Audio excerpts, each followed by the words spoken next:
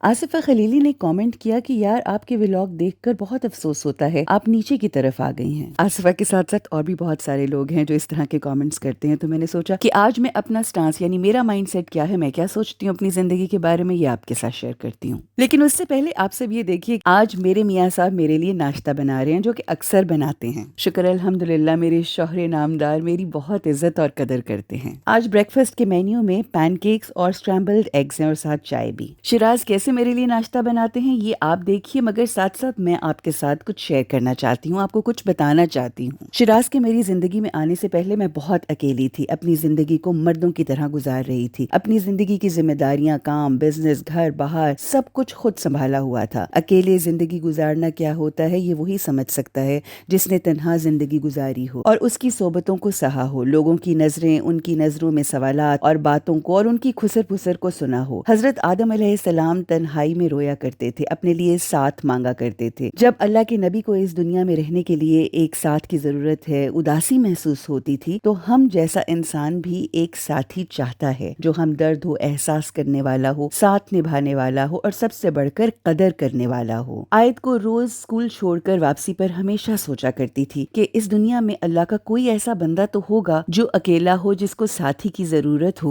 اللہ سے دعا کرتی کہ اللہ ایسے شخص کو میری زندگی میں بھیج دے جو میری قدر کرے، میرا ساتھ نبھائے اور اللہ کی اطاعت میں میرا مددگار ہو۔ یہی دعائیں اللہ کے گھر جا کر مانگا کرتی تھی، یہی دعا امام علی رضا علیہ السلام کے پاس جا کر ان کی بارگاہ میں کیا کرتی تھی۔ یاد رکھیے، ہم جو کچھ اپنی زندگی میں چاہتے ہیں، اپنی دعاؤں میں مانگتے ہیں، وہ ہمیں اللہ ضرور دے دیتا ہے، مگر سوال یہ ہے کہ ہم اپنی دعاؤں میں مانگتے کیا ہیں۔ بس پھر اللہ نے میری دعاؤں پہ کن کہا اور وہ ہو گیا۔ اللہ نے مجھے قدر کرنے والا ساتھی دیا شراز کی صورت میں۔ آصفہ خلیلی نے میری جس زندگی کو پستی کہا ہے، وہ میری دعاؤں میں مانگی ہوئی وہ زندگی ہے جو میں نے خاص اپنے رب سے مانگی۔ مجھ سے پوچھیں تو یہ وہ اوج اور بلندی ہے جو انبیاء اور ائمہ کی ماؤں کو نصیب ہوئی، اپنے گھر میں رہ کر اپنے گھر کی حفاظت، خود کی حفاظت کرنا ہے۔ یہ وہ زندگی ہے جس کے لیے میں نے دنیا کی چاقو چوبند روشنیوں، دنیاوی بلندیوں، جھوٹ، مکر و فریب، مٹیریلسٹک چیزوں کو خود ٹھوکر ماری ہے۔ اور وہ کہتے ہیں نا کہ کسی کو مکمل جہاں نہیں ملتا، کہیں زمین نہیں ملتی، کہیں آسمان نہیں ملتا، مگر یقین کیجئے میرے پاس عزت کی زمین بھی ہے اور کرم و فضل والا آسمان بھی۔ باقی رہی دنیاوی شان و شوکت تو یہ آپ کو مبارک ہو۔ میں خوش نصیب ہوں کیونکہ میں اپنے نصیب پر راضی اور خوش ہوں اپنے امام کے قول کے مطابق، مگر یہ بات دنیا کے طلبگار کہاں سمجھیں گے۔ یہ لیجئے بہت ہی پیار سے بنایا ہوا ناشتہ تیار ہے، یہ ہے میری خوش نصیبی جسے آپ نے پستی کا نام دیا۔ آصفہ، اللہ آپ کو آپ کی دنیا کا عروج مبارک کرے، آمین۔